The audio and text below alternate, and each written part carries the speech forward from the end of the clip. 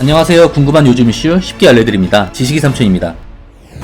한 포기에 2만원이 넘는 배추가 등장해 화제가 되고 있습니다. 네티즌들 사이에서는 한우보다 비싼 배추라는 밈이 돌고 있는데요. 마냥 웃어넘길 일은 아닙니다. 배추값이 금값이 된 이유를 알아보기 위해서는 배추의 생육 환경에 대한 이해가 먼저 필요합니다. 배추는 18도에서 20도, 서늘한 곳에서 자랍니다. 때문에 무더운 여름에는 강원도 산간지방에서 자란 고랭지 배추가 공급되고 있는데요. 올해는 폭염 때문에 강원도 산간지방의 기온 역시 30도를 웃도며 배추를 키울 수 없는 환경이 됐습니다. 그런데다가 지난해보다 재배 면적 자체도 줄어들고 공급량이 줄어들다 보니 가격은 당연히 오를 수밖에 없는 것입니다. 한국농수산식품유통공사가 조사한 바에 따르면 24년 9월 23일 기준으로 배추 한 포기의 평균 가격은 9,321원, 1년 전에 비해 50.5%나 올랐습니다. 이 가격은 대형마트에서 진행하는 할인 행사까지 포함된 가격으로 실제 일반 소비자들이 구매하는 가격은 훨씬 비쌀 수 있습니다. 끝없이 오르는 배추 가격에 정부는 대응책을 제시했습니다. 중국산 배추를 수입하는 것입니다. 9월 26일 초도 물량 16톤이 들어왔고요. 이후 국내 배추 생산 상황에 맞춰 수입 물량을 확대할 방침이라고 밝혔습니다. 하지만 이런 대응책도 좋은 반응을 얻고 있는 것은 아닙니다. 과거 알몸으로 배추를 절이는 장면이 보도되며 중국산 배추에 대한 국민 신뢰도가 하락했기 때문입니다. 그럼에도 불구하고 일단 중국산 배추가 들어오면 외식업체나 식자재 업체, 김치 수출업체의 물량이 공급될 거고, 그렇게 되면 가정용으로 공급되는 국내산 배추 물량이 늘어나 가정용 배추 가격 안정에는 일부 기여할 것이라는 계획입니다. 배추값이 폭등하자 포장김치 품귀 현상도 나타나고 있습니다. 한 마트에서는 포장김치를 포기당 6,000원대에 판매했는데요. 한 사람당 3포기만 살 수 있게 제한했는데도 김치는 반나절 만에 동이 났습니다. 마트에 들어오는 포장김치의 양도 평소의 절반 수준으로 줄어들어 평일 낮인데도 대용량 제품은 모두 품절됐습니다. 김치 제조사들의 온라인 직영물에서도 포기김치는 재고가 없습니다. 한 통에 2만원짜리 배추를 사서 직접 담그는 것보다 사먹는 게 훨씬 싼 가격이니 어쩌면 당연한 현상입니다. 자영업자 온라인 커뮤니티에서는 최근 폭등한 채소값 때문에 힘들다는 글이 늘어나고 있습니다. 한 자영업자는 배추 겉절이를 하루 한 망 이상 사용했는데 배추 한 망에 5만원이나 한다며 하소연하기도 했습니다. 금값이 된 배추값 때문에 살인사건까지 발생했습니다. 자신의 배추밭에서 배추를 훔쳐갔다고 오해해 이웃을 경찰에 신고하려던 중 몸싸움이 일어나 사망하게 된 것입니다. 포장김치 품귀 현상, 살인사건까지 불러일으킨 배추값 폭등은 이번이 처음은 아닙니다. 2010년 9월 말부터 10월 초까지 배추 시세 가격이 정상치를 넘어서 폭등한 시기가 있습니다. 이 시기에는 폭염, 태풍 곰파스,